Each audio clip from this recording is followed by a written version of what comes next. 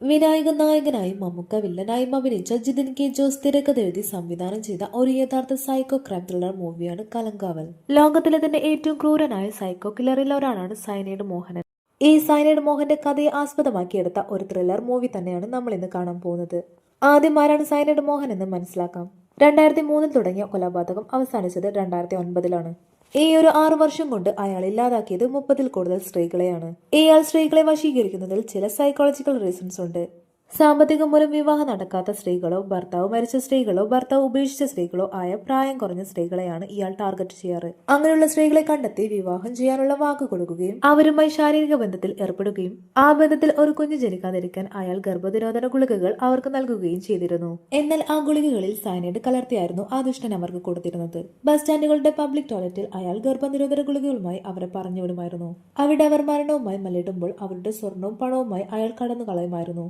പല പേരിലും പല ജോലികളിലുമായി പല സ്ത്രീകളുടെ മുന്നിലും അയാൾ പ്രത്യക്ഷപ്പെട്ടതായി പറയുന്നുണ്ട്. ശരിക്കും അയാളുടെ പേര് മോഹൻകുമാർ എന്നാണ്.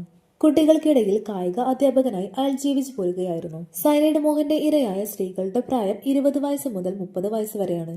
അയാൾ പിടിക്കപ്പെടുമ്പോൾ അയാളുടെ പ്രായം 46 വയസ്സായിരുന്നു. ഈ ഒരു പ്രായത്തിൽ അയാൾ ഇല്ലാതാക്കിയത് 30-ൽ കൂടുതൽ സ്ത്രീകളെയാണ്. അയാളുടെ സൗന്ദര്യം മാത്രമായിരുന്നില്ല സ്ത്രീകളെ അയാളിലേക്ക് ആകർഷിച്ചത്. സാമ്പത്തികമായി പിന്നോക്കം നിൽക്കുന്ന സ്ത്രീകളെ ആയിരുന്നു അയാൾ ടാർഗറ്റ് ചെയ്തിരുന്നത്. അങ്ങനെയുള്ളവർ അത്യാവശ്യം മാന്യനായ ഒരാളെ കാണുമ്പോൾ കൊള്ളാമെന്ന തോന്നലുണ്ടാകുന്നു. ഈ ഒരു സൈക്കോളജി ആയിരുന്നു അയാൾ കൊണ്ടുവന്നത്. അയാൾ വിവാഹിതനാണെന്നുള്ള കാര്യം മറച്ചു വെച്ചുകൊണ്ടാണ് ഈ പ്രണയങ്ങളെല്ലാം തന്നെ അയാൾ മുന്നോട്ട് കൊണ്ടുപോയിരുന്നത്. അയാൾ 1-ൽ കൂടുതൽ സ്ത്രീകളെ വിവാഹം ചെയ്തതായി റിപ്പോർട്ടിൽ പറയുന്നുണ്ട്. 6 വർഷത്തോളം തുടർച്ചയായി ചെയ്തു വന്ന ഈ കൊലപാതകം എന്തുകൊണ്ടായിരിക്കും പിടിക്കപ്പെടാതെ പോയത്? ആ ക്രൈം എങ്ങനെ എവിടെ വെച്ച് ഇല്ലാതായി എന്നെല്ലാം തന്നെ കലങ്കാവൽ എന്ന മൂവിയിൽ വ്യക്തമാക്കുന്നുണ്ട്. സിനിമയിൽ സൈനൈഡ് മോഹൻ എന്ന കഥാപാത്രം ചെയ്തിരിക്കുന്നത് മമ്മൂട്ടിയുടെ സ്റ്റാൻലി ദാസ് എന്ന കഥാപാത്രമാണ്. സൈനൈഡ് മോഹൻ കൊലപ്പെടുത്തിയ സ്ത്രീകളിൽ ഒരാൾ രക്ഷപ്പെടുന്നതായി കാണിക്കുന്നതാണ് കലങ്കാവൽ എന്ന മൂവിയുടെ ഹൈലൈറ്റ് എന്ന് പറയുന്നത്. സിനിമയുടെ തുടക്കത്തിൽ സ്റ്റാൻലി തന്റെ ഭാര്യയോട് യാത്ര പറഞ്ഞിറങ്ങുന്നത് തന്റെ കാമുകിയെ കാണാനായിരുന്നു. പുറമെ സാധാരണക്കാരനും സൗമ്യനുമായ മനുഷ്യനായി തോന്നുമെങ്കിലും ഉള്ളിൽ വികൃതനായ ഒരു സൈക്കോപാത്തായിരുന്നു സ്റ്റാൻലി. അങ്ങനെ അവളെ വിവാഹം കഴിക്കാമെന്ന വാഗ്ദാനം നൽകി അവളെ ഒരു ലോഡ്ജിൽ കൊണ്ടുപോയി ശാരീരിക ബന്ധത്തിൽ ഏർപ്പെട്ട ശേഷം അവളെ ഒരു ദയ്യം കൂടാതെ കഴുത്ത് ഞെരിച്ച് കൊന്നുകളയാണ്. ശേഷം ആർക്കും സംശയം തോന്നാത്ത വിധം അവളെ ഒരു ട്രോളി ബാഗിലാക്കി കാറിന്റെ ഡിക്കിലിട്ട് കൊണ്ടുപോകുന്നു. അതിനുശേഷം ഈ കേസ് ഏറ്റെടുക്കുന്നത് വിനായകന്റെ കഥാപാത്രമായ ഇൻസ്പെക്ടർ ജയകൃഷ്ണനാണ്. ഇയാൾ ഒരു കേസ് ഏറ്റെടുക്കുകയാണെങ്കിൽ ആ കേസിന്റെ ആഴങ്ങളിൽ ചെന്ന് കുറ്റവാളിയെ കണ്ടെത്തി ആ കേസ് എന്തായാലും തെളിയിച്ചിരിക്കും. അങ്ങനെ ഇരിക്കെ സ്റ്റാൻലി തന്റെ കൊലകൾ തുടർന്നുകൊണ്ടിരുന്നു. തുടർച്ചയായി വരുന്ന സ്ത്രീകളുടെ മിസ്സിംഗ് കേസ് ജയകൃഷ്ണന്റെ ശ്രദ്ധയിൽ വരുന്നു. ഈ കാണാതായ സ്ത്രീകൾക്കെല്ലാം തന്നെ ഒരു കണക്ഷൻ ഉണ്ടായിരുന്നു. അവരെല്ലാരും തന്നെ ഡിവോഴ്സ് ആയതും കല്യാണം കഴിക്കാത്ത സ്ത്രീകളുമായിരുന്നു. ഇതിന് പിന്നിൽ അസാധാരണ ബുദ്ധിയുള്ള ഒരാൾ ഉണ്ടെന്ന് ജയകൃഷ്ണനും ബോധ്യപ്പെടുന്നു. ആ സമയം സ്റ്റാൻലി സ്ത്രീകളെ കൊല്ലുന്നതിൽ ഒരു പുതിയ ചേഞ്ച് കൊണ്ടുവരികയാണ്. അതായത് ഗർഭനിരോധന ഗുളിക നൽകുന്നതിലൂടെ അതിൽ സൈനൈഡ് ചേർത്ത് അവർ ബസ് സ്റ്റാൻഡിലെ ടോയ്ലറ്റിൽ പറഞ്ഞുവിട്ട് കൊല്ലുന്ന രീതി. എല്ലാ പെൺകുട്ടികളോടും ഒരേ ടെക്നിക്ക് തന്നെയായിരുന്നു സ്റ്റാൻലി യൂസ് ചെയ്തിരുന്നത്. അവരെ വിവാഹം ചെയ്യാമെന്ന് വിശ്വസിപ്പിച്ച് അവരെ അമ്പലത്തിൽ വെച്ച് വിവാഹം ചെയ്ത ശേഷം ലോഡ്ജിൽ കൊണ്ടുപോയി ശാരീരിക ബന്ധത്തിൽ ഏർപ്പെടുന്നു. ശേഷം നമുക്കിപ്പോ ഒരു കുഞ്ഞു വേണ്ട എന്ന മട്ടിൽ ഗർഭനിരോധന ഗുളിക കൊടുക്കുന്നു. അതിൽ സൈനൈഡ് ചേർത്താണ് കൊടുത്തിരുന്നത്. ആ ഗുളിക ലോഡ്ജിൽ വെച്ച് കൊടുക്കാതെ ബസ് സ്റ്റാൻഡിലെ ടോയ്ലറ്റിൽ വെച്ച് കഴിക്കാൻ സ്റ്റാൻലി നിർബന്ധിക്കുന്നു. ശേഷം മരണപ്പെട്ടുവെന്ന് ഉറപ്പായ ശേഷം അയാൾ അവിടെ നിന്നും മുങ്ങുന്നു. ഈവൻ ടാർഗറ്റ് ചെയ്ത സ്ത്രീകളുടെയും കൊലപ്പെടുത്തിയ സ്ത്രീകളുടെയും സ്കെച്ചും ഡീറ്റെയിൽസും എല്ലാം ഒരു ഡയറിയിൽ കുറിച്ചു വെച്ചിരുന്നു. ഈ സൈക്കോ കില്ലർ സൈനൈഡ് യൂസ് ചെയ്താണ് കൊലപ്പെടുത്തുന്ന കാര്യം പോസ്റ്റ്മോർട്ടം റിപ്പോർട്ടിൽ ജയകൃഷ്ണൻ മനസ്സിലാക്കുന്നു. മാത്രമല്ല സ്ത്രീകളെല്ലാം തന്നെ തമിഴ്നാട് ബോർഡറിലുള്ളവരാണ്. അതുകൊണ്ട് തമിഴ്നാട് പോലീസ് ഓഫീസറുടെ ഹെൽപ്പ് കൂടി ഉണ്ടായിരുന്നെങ്കിൽ കേസിന് കുറച്ചുകൂടി ഹെൽപ്പ് ആകുമെന്ന് കരുതി ജയകൃഷ്ണൻ മിസ്സിംഗ് കേസെല്ലാം അന്വേഷിക്കുന്ന സ്പെഷ്യൽ ഓഫീസറെ തേടി തമിഴ്നാട് പോലീസ് സ്റ്റേഷനിലെത്തുന്നു. എന്നാൽ ആ സ്പെഷ്യൽ ഓഫീസർ മറ്റാരുമല്ലായിരുന്നു. ഈ സൈക്കോയായ സ്റ്റാൻലി തന്നെയാണ് പോലീസ് ഓഫീസർ.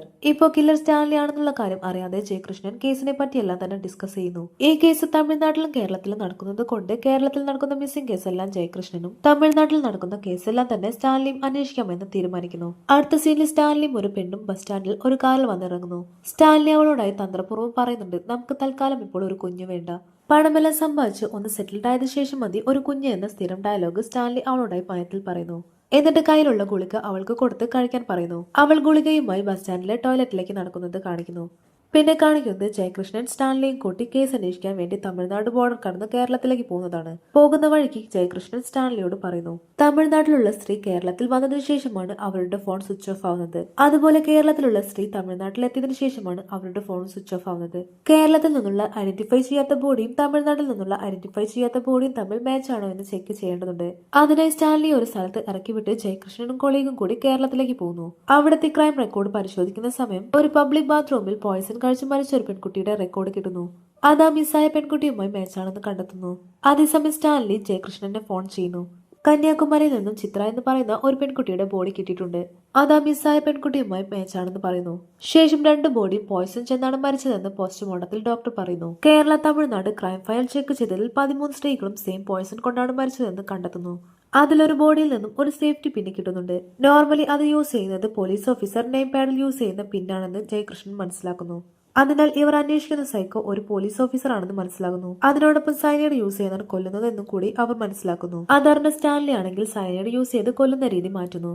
അതിനുവേണ്ടി ഒരു റിട്ടയർ ഫോറൻസിക് ഉദ്യോഗസ്ഥനെ കണ്ട് താൻ ഒരു പടം എടുക്കാൻ പോവുകയാണെന്നും അതിൽ കൊല ചെയ്യുന്ന രീതി വളരെ റിയലിസ്റ്റിക് ആക്കാൻ വേണ്ടി കുറച്ച് ടിപ്സ് വേണമെന്ന് പറഞ്ഞ് ഒരു അസിസ്റ്റന്റ് ഡയറക്ടറുടെ വേഷത്തിൽ സ്റ്റാൻലി ഓഫീസറെ കാണാൻ ചെല്ലുന്നു. അവിടെ നിന്ന് കില്ലെങ്കിൽ ആർക്കും സംശയം തോന്നാത്ത വിധത്തിലുള്ള ടെക്നിക്ക് കണ്ടുപിടിക്കുന്നു. അത് ഹാർട്ട് അറ്റാക്ക് വരുത്തി കൊല ചെയ്യുന്ന രീതിയായിരുന്നു. അതിനുവേണ്ടി പോയിസൺ ഇഞ്ചക്ട് ചെയ്ത് നിമിഷ നേരം കൊണ്ട് ആ വ്യക്തി ഹാർട്ട് അറ്റാക്ക് വന്ന് മരണപ്പെടും. പിന്നീട് ചെയ്ത ഓരോ കൊലകൾക്കും പോയിസൺ ഇഞ്ചക്ട് ചെയ്ത് അവർക്ക് ഹാർട്ട് അറ്റാക്ക് വരുത്തിയാണ് കൊലപ്പെടുത്തിയിരുന്നത്. എന്നാൽ ഇതും ജയകൃഷ്ണൻ കണ്ടെത്തുന്നു. പോയിസണുള്ളിൽ ചെന്നത് കൊണ്ടാണ് ഹാർട്ട് അറ്റാക്ക് വരുന്നതെന്ന് പോലീസ് കണ്ടെത്തി. ആ നമ്പർ ട്രേസ് ചെയ്ത് ആ അഡ്രസ്സ് കണ്ടുപിടിച്ച് പോലീസ് ടീമെല്ലാം തന്നെ ആ വീട്ടിൽ ചെന്ന് നോക്കുന്നു. അവർ അന്വേഷിച്ചെത്തിയ വീട് മണി എന്ന് പറയുന്ന ഒരു പോലീസ് ഓഫീസറുടെ വീടായിരുന്നു. അവിടെ വെച്ച് അവർക്ക് ആ മിസ്സിംഗ് ആയ പെണ്ണിന്റെ ഫോൺ കിട്ടുന്നു. അതോടുകൂടി അവർ തേടി വന്ന ആ സൈക്കോപാത്ത് മറ്റാരുമല്ല ഈ മണി തന്നെയാണെന്ന് അവർ സംശയിക്കുന്നു. എന്നാൽ സ്റ്റാൻലി ആണെങ്കിൽ ആ സൈക്കോ മണിയാണെന്ന് വരുത്തി തീർത്ത് അയാളെ കൊന്നുകളയാണ്. അതോടുകൂടി മണിയാണ് ആ സൈക്കോ എന്ന് കണ്ടെത്തുകയും കേസ് അവസാനിക്കാനിരിക്കെ ഒരു ട്വിസ്റ്റ് സംഭവിക്കുന്നു. അന്ന് ബസ് സ്റ്റാൻഡിൽ കൂട്ടിക്കൊണ്ടുവന്ന ഒരു പെൺകുട്ടി ടാബ്ലറ്റ് കഴിക്കാൻ ടോയ്ലറ്റിലേക്ക് പോയിരുന്നു. എന്നാൽ അവൾ ആ ടാബ്ലറ്റ് കഴിച്ചിരുന്നില്ല. അവൾ ആ ടാബ്ലറ്റ് കഴിക്കാതെ തിരിച്ചു വന്ന് നോക്കുമ്പോൾ സ്റ്റാൻലി അവിടെ എങ്ങും കാണുന്നുണ്ടായിരുന്നില്ല.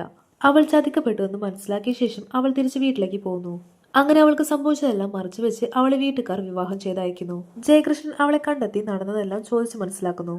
അവൾ സൈക്കോ ആണെന്ന് വിശ്വസിച്ചിരുന്ന മണിയുടെ ഫോട്ടോ പോലീസ് അവൾക്ക് കാണിച്ചു കൊടുക്കുന്നു. ഫോട്ടോ കണ്ട പെൺകുട്ടി ഇത് അയാളല്ല എന്ന് പറയുമ്പോൾ ജയകൃഷ്ണൻ ആകെ തരിച്ചു പോകുന്നു. പിന്നെ ആ സൈക്കോ ആരാണെന്ന് കണ്ടെത്താൻ വേണ്ടി ആ സൈക്കോയുടെ സ്കെച്ച് വരയ്ക്കാൻ ജയകൃഷ്ണൻ തീരുമാനിക്കുന്നു. അതിനുവേണ്ടി സ്കെച്ച് ആർട്ടിസ്റ്റുമായി വരാമെന്ന് പറഞ്ഞ് ജയകൃഷ്ണൻ അവിടെ നിന്നും ഇറങ്ങുന്നു. എന്നാൽ തന്റെ കുടുംബം ഇതറിഞ്ഞാൽ പ്രശ്നമാകുമെന്ന് പറഞ്ഞ് ആ പെൺകുട്ടി പിന്മാറുന്നു. എന്നാൽ ജയകൃഷ്ണൻ സ്റ്റാൻലിയുടെ ഒരു ഫോട്ടോ അവളെ കാണിച്ചു. അത് അവൾ തിരിച്ചറിയുകയും സ്റ്റാൻലി തന്നെയാണ് ആ സൈക്കോ എന്ന് ജയകൃഷ്ണൻ മനസ്സിലാക്കുന്നു. എന്നാൽ അതിനുള്ള തെളിവുകളൊന്നും ജയകൃഷ്ണന്റെ കയ്യിലുണ്ടായിരുന്നില്ല. അതുകൊണ്ട് ജയകൃഷ്ണൻ സ്റ്റാൻലിയെ അവൻ ചെയ്യുന്ന അതേ കൊലയുടെ പാറ്റേണിൽ തന്നെ അവനെ കൊന്നുകളയാണ്. അങ്ങനെ ആ സൈക്കോപാത്ത് മരിക്കുന്നത് കാണിച്ചുകൊണ്ട് ഈ ഒരു സിനിമ അവസാനിക്കുന്നു. അപ്പോൾ വീഡിയോ ഇഷ്ടമായ ലൈക്ക് ചെയ്യാനും ചാനൽ സബ്സ്ക്രൈബ് ചെയ്യാൻ മറക്കല്ലേ.